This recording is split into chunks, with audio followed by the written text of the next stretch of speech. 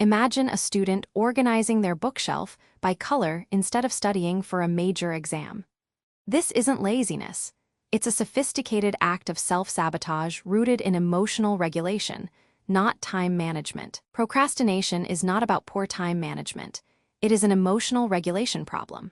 When faced with a task that triggers anxiety, boredom, or insecurity, the brain seeks immediate relief.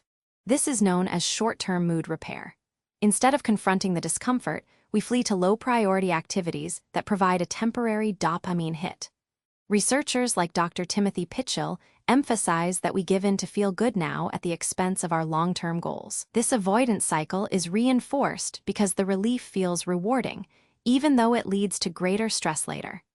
Understanding this emotional core is crucial. Procrastinators are not avoiding the work. They are avoiding the feeling the work produces. A common misconception is that procrastinators are lazy. In reality, many are high achievers paralyzed by perfectionism. The perfectionism-procrastination paradox describes how individuals with impossibly high standards delay starting because they fear the outcome won't meet their expectations. The twisted logic is, if I don't start, I cannot fail. This cognitive distortion turns a deadline into a judgment on self-worth. Research shows procrastination is strongly linked to low self-efficacy and high task aversiveness. When a task is perceived as boring or anxiety-inducing, the emotional cost of starting feels higher than the cost of delaying. The procrastinator is trapped between the fear of failure and the need for perfection. Neuroscience reveals an internal conflict between two competing brain systems. The limbic system, our ancient pleasure principle, is impulsive and seeks immediate gratification. The prefrontal cortex, our executive center, handles planning and impulse control. When we plan to study tomorrow, it's a decision from the prefrontal cortex. But when tomorrow becomes today, the limbic system takes over, demanding relief from task anxiety. That's why procrastination feels like a relief. The limbic system wins the short-term battle. Yet this victory comes at a long-term cost: increased stress, guilt, and lower performance. The brain's wiring makes us prioritize immediate comfort over future success. One of the most fascinating findings is the future self continuity phenomenon. Psychologist Hal Hershfield discovered that people who feel a strong connection to their future selves are less likely to procrastinate. Those who view their future self as a stranger delay more. When we procrastinate, we effectively say, "Let my future self deal with the consequences."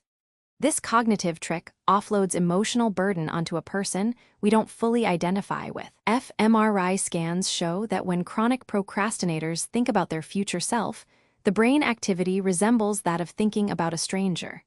This disconnect allows us to escape responsibility, but at a high cost to our well-being. Procrastination is not just a productivity problem, it's a public health issue.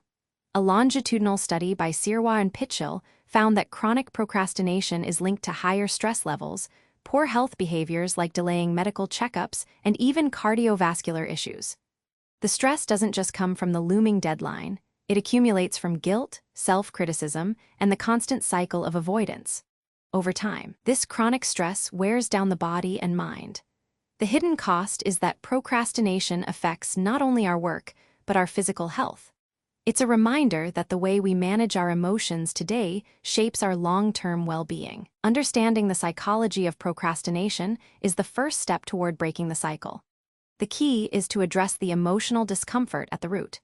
Strategies like self-compassion can reduce the fear of failure, while breaking tasks into smaller steps lowers the initial emotional barrier. Another technique is to visualize your future self as a real person, strengthening the connection and reducing the tendency to offload responsibility. By recognizing that procrastination is an emotional regulation problem, not a character flaw, we can approach it with curiosity rather than shame.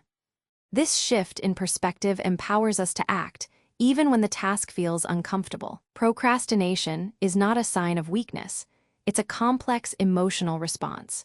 If you found this valuable, consider exploring how these insights can transform your relationship with time and tasks.